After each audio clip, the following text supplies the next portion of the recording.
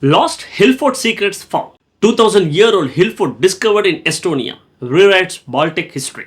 A remarkable archaeological discovery in Estonia is reshaping what historians understand about early settlements in the Baltic region. Hidden beneath dense forests in the southern part of the country, a 2000-year-old Hillfort near Cambia has come to light, revealing an unusual design, possible foreign origins, and evidence of sudden violent end. Now it's time to go in detail and uncover the full story in today's AI podcast. Welcome to today's deep dive.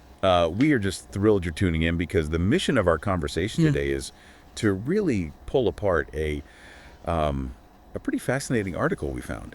Oh, it is. It's totally wild. Yeah, it details this recent, basically history rewriting archaeological discovery over in Estonia. Right. And we've got a whole stack of research and field reports sitting right in front of us. We do.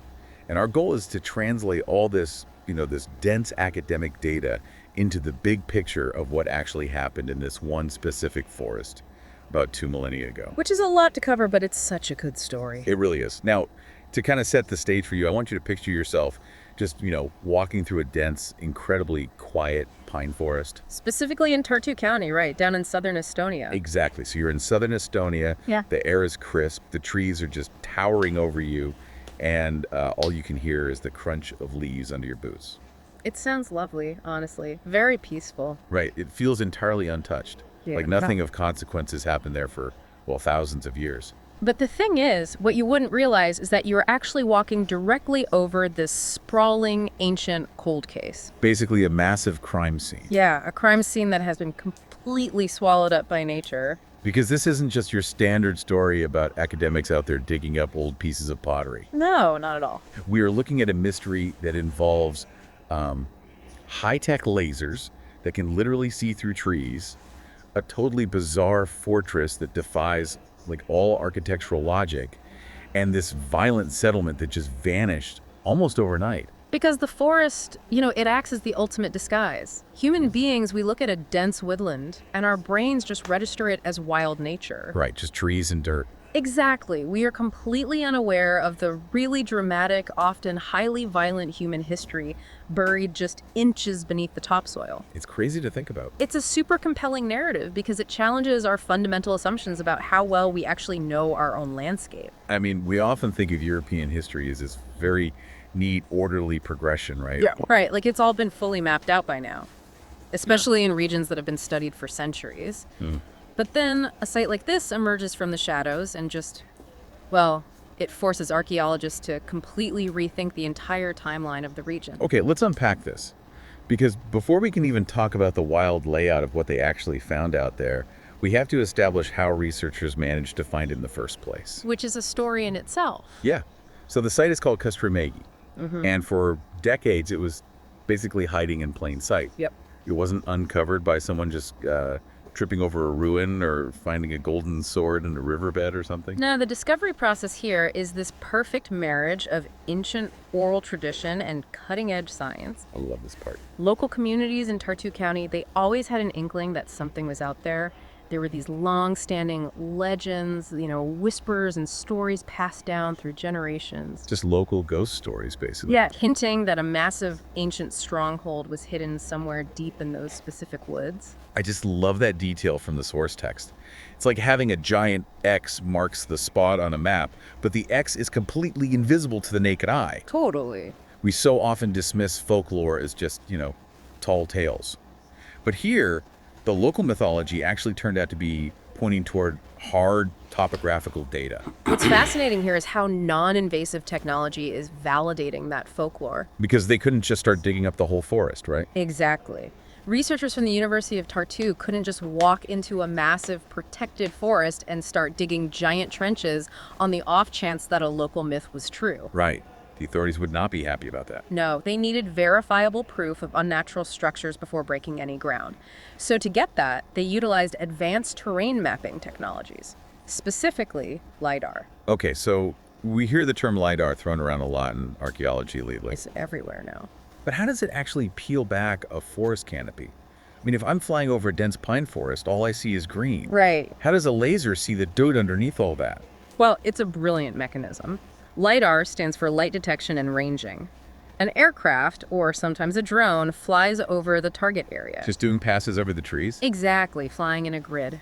And it fires hundreds of thousands of laser pulses down toward the ground every single second. Wow. Hundreds of thousands every second. Now, a lot of those light pulses hit the tops of the trees and just bounce right back.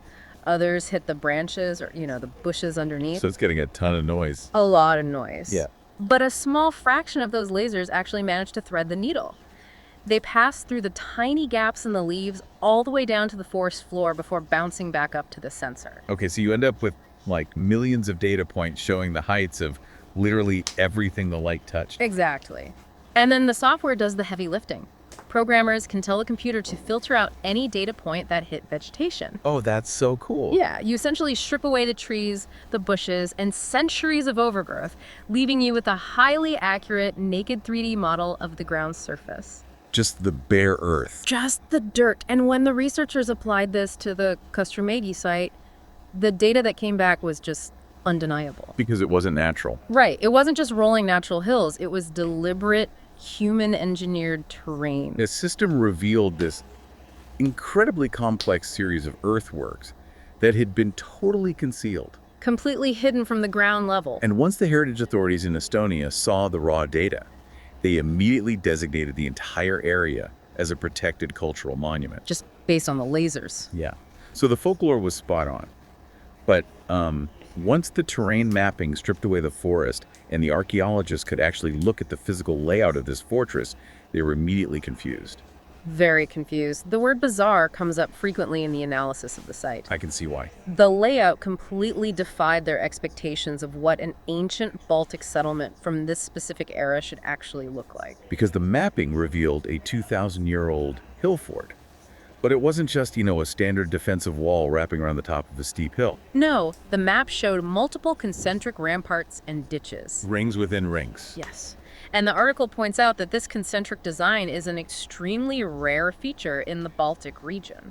Like, almost unheard of, right? Exceptionally rare. When archaeologists look at typical hill forts across the Baltics from the 1st century BC, they tend to see very different defensive footprints. What do they normally build? Well, usually indigenous builders would find a naturally steep hill and adapt their defenses to it, perhaps building one really formidable main wall to protect the peak. So they worked with whatever the landscape gave them. Right, they worked with the landscape. But this rings within rings approach at Köstrimägi is highly artificial. It forces the landscape to conform to a specific design. But the rings themselves don't even make logical sense. The biggest puzzle, and this is the part where I really have to push back on the terminology being used in the paper, is the height of these embankments. Yeah, the height is the kicker. The terrain data showed that some of these ramparts are only about 60 centimeters high. Which translates to roughly 2 feet. Wait, 60 centimeters is barely knee-high? Barely. That is less of a defensive wall and more of an ancient speed bump? How is that supposed to stop an invading army? It's not. Right. If I'm an ancient warrior charging up a hill, a knee-high mound of dirt is not going to stop me. I mean, I might trip, maybe twist my ankle, but I am still coming right over that wall. You are hitting on the central architectural mystery the researchers are grappling with here. It completely undermines the traditional concept of a fortress. It really did. Expending the massive amount of manual human labor required to dig concentric ditches and pile up all these earthworks, that is a huge caloric investment for an ancient community. Yeah, that's backbreaking work with hand tools. Exactly. And if you are doing that much work, you want those walls to be as tall and intimidating as possible. A 60-centimeter embankment does not offer a tactical defensive advantage against an armed assault. But let me stop you there, though. Yeah. Are we absolutely sure these were meant to be the walls themselves? What do you mean? Couldn't a 60-centimeter mound just be the earth foundation for a massive wooden palisade? Like, wood rots over 2,000 years, but the dirt stays. That's a good point. Maybe there were huge spiked logs sticking out of these speed bumps. Well, that is a very logical assumption. And honestly, it is usually the first thing archaeologists check for. But But the physical evidence just doesn't support it. why not? Because to build a massive wooden palisade capable of stopping an attack, you have to sink the timber deep into the earth to ensure it doesn't just get pushed over by the enemy. Oh, right. You need a deep foundation. Exactly. And when wood rots away over centuries, it leaves a distinct discoloration in the soil, which we call post holes. The researchers are not finding the necessary footprint or the structural evidence of a massive defensive wooden superstructure that would justify this as a purely military fortification. So what if they just didn't finish building it? Like maybe they started piling the dirt and then got interrupted by an attack. That was another theory, but the uniformity of the concentric rings suggests completion. Really? Yeah. If the project had been abandoned mid-build, we would likely see irregular earthworks. Tall sections where they were actively working and flat sections where they hadn't started yet. That makes sense. Instead, we see deliberate, uniform, shallow rings. So if they weren't practical for defense, we have to look at other motivations. Like what? Could these shallow walls have served a ceremonial or symbolic purpose? I mean, in many ancient cultures, a boundary didn't need to be physically impassable if it was culturally or spiritually impassable. Interesting. It functioned as a territorial marker. Oh, like drawing a line in the sand. You don't cross it because of what it represents to the community, not because you physically can't step over it. Precisely. And the other crucial theory the source material explores is whether these strange, shallow, concentric walls reflect construction techniques brought over from a completely different geographic region. So foreigners built it. Yes. The unconventional architecture strongly suggests the builders were outsiders trying to replicate a style they knew from their homeland, even if it did make tactical sense in the Estonian landscape. Which perfectly sets up the dark, violent reality of what happened to this settlement next. It really does. Because if you have outsiders moving in and building strange, culturally foreign structures, you are practically begging for conflict. Sadly, yes. And the timeline the researchers established for this site is just staggeringly brief. The timeline is incredibly tight. Radiocarbon dating places the occupation of the Köstrimägi Hillfort strictly between 41 BC and AD 9. Wow. 50 years is a blink of an eye in archaeological terms. It is. But the source text notes that based on the evidence, the actual lifespan of this settlement was likely much shorter, right? Possibly just a single decade. Yes, just 10 years. How can scientists possibly narrow down the lifespan of a dirt fort from 2,000 years ago to a 10-year window? That sounds impossible. Well, it comes down to the incredible precision of modern radiocarbon dating combined with stratigraphy. The researchers aren't just dating random dirt. What are they dating? They are dating organic material, specifically burnt wood trapped within the distinct layers of the site. Okay. By measuring the decay of carbon-14 isotopes in that specific charcoal and analyzing the single, uniform layer of occupation debris, they can see that the site didn't evolve over time. So there weren't multiple generations living there. Exactly. There are no successive layers of rebuilding, no shifting pottery styles as culture changed. It is a single, frozen snapshot in time. Here's where it gets really interesting to me. Yeah. Think about the labor required to build this place. Oh, it's a mess. Building a massive, complex earthwork system with multiple concentric rings, only to have it wiped off the map 10 years later, is just wild. It's a huge loss. It's like spending years saving up money, hiring contractors, pouring a foundation, and building a sprawling custom dream home, Right. only for it to mysteriously burn to the ground before the paint even dries. That is a perfect analogy for the sheer scale of the wasted investment here. The expenditure of time and energy was immense, and the return on that investment was drastically cut short. Because it all went up in smoke. Literally. We know the end came swiftly because of the artifact record. Usually when a site is occupied for centuries, you find a slow accumulation of daily life. Like trash heaps. Yeah, broken tools, lost jewelry, layers of refuse, bones from hundreds of meals. But at Köstrimägi, the artifacts are minimal. They found just some small, fragmented pottery shards and charcoal. I mean, if a community just decides to pack up and migrate somewhere else, they take their valuables, sure, but they still leave behind a massive mess. Right, you can't pack up everything. So the lack of everyday artifacts, combined with all that charcoal you mentioned, points to something entirely different. This raises an important question. What generates that much charcoal across an entire settlement? Fire. A lot of fire. A massive amount. The thick layers of burnt wood found throughout the site indicate the fortress was destroyed by a catastrophic fire. To leave a layer of charcoal that thick, you need intense, prolonged heat. So this wasn't an accident. No, this wasn't an accidental kitchen fire that got out of hand and burned down a single hut. The scope of the burning suggests the entire complex was deliberately and methodically torched. Wow, and they never came back. The source points out that the complete lack of any rebuilding phase above that ash layer Proves the inhabitants never returned to reclaim their land. The sheer volume of burnt wood, combined with the permanent abandonment of a site that took so much effort to build, it paints a very vivid, dark picture. It really does. We're looking at a community that was either entirely wiped out in a sudden, overwhelming attack, Horrifying. or they were forced to flee for their lives and were so thoroughly terrified by the invading force that they never dared to come back. It's a heavy thought. You have this mysterious group of people laboring in a dense pine forest to build strange concentric rings, and within a decade, their entire world goes up in flames. Poof. Gone. Which brings us to the core mystery. Who built it, and why were they wiped out so quickly? Well, to understand the destruction, we have to look at the broader historical context of the 1st century BC. Okay, set the scene for us. The most compelling theory put forward by the researchers is that Köstrimägi was established by migrants journeying from southern regions. Okay. This perfectly explains the atypical, non-local construction style of the shallow ramparts. It was a cultural signature from somewhere else. But wait, how do we know they were actually physical migrants? Couldn't an indigenous Estonian tribe have just traded with the South, seen a cool design for a concentric fort, and tried to copy it back home? I mean, cultural transmission through trade certainly happens, but architecture, especially massive labor-intensive earthworks, is deeply tied to a community's core identity and their practical understanding of warfare. That makes sense. You don't just mess around with your defenses. Right. You don't expend thousands of hours of labor to build a fundamentally useless 60-centimeter defensive structure unless you have a deep, ingrained cultural reason to do so. And what about the pottery? That's the other piece. Furthermore, the lack of traditional local pottery styles integrated into the site suggests this was an isolated group, not a local tribe experimenting with foreign blueprints. So we have a group of outsiders migrating north. They find a spot in the Estonian forest, and they start digging in, staking their claim by building a fortress using a foreign design that the locals have never seen before. Yes. And you have to consider what is happening in Europe around 41 BC. Big changes down south, right? Huge changes.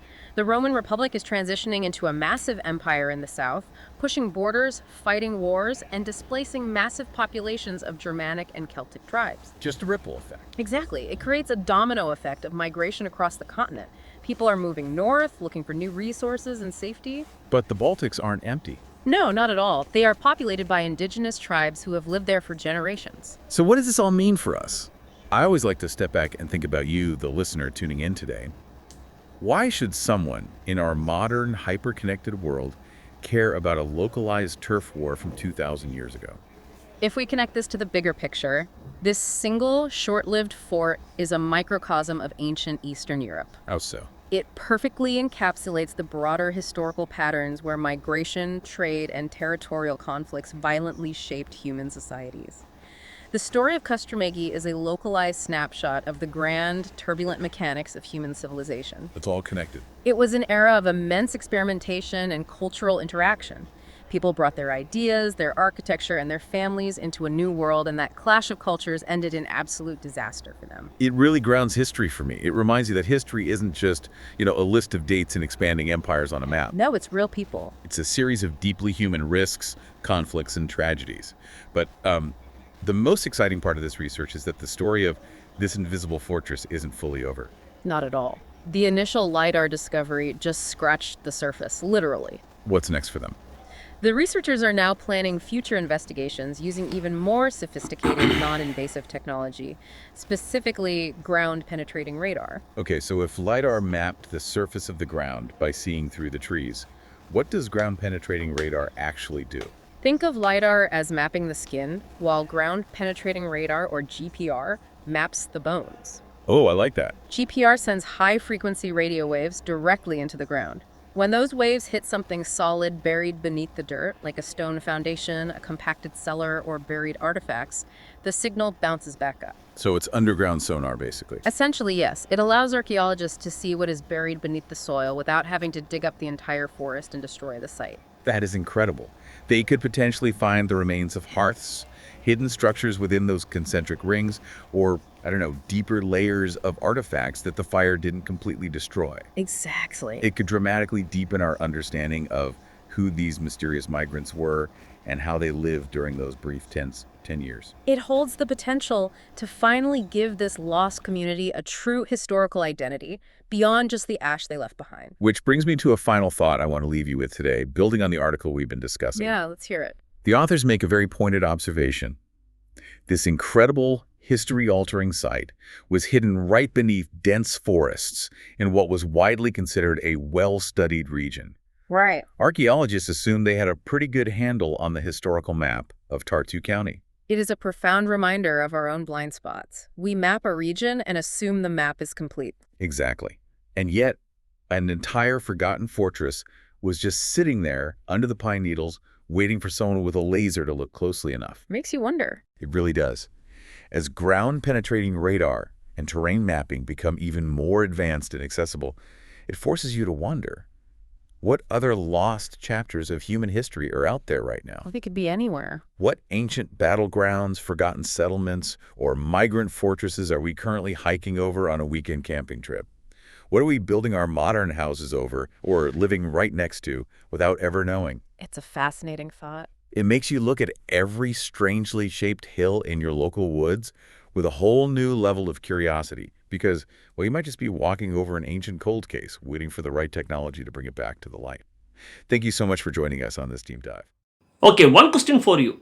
What further archaeological methods could help uncover more details about the daily lives, culture, and faith of the people who lived in this mysterious Hillfort? Don't forget to comment it. Thanks.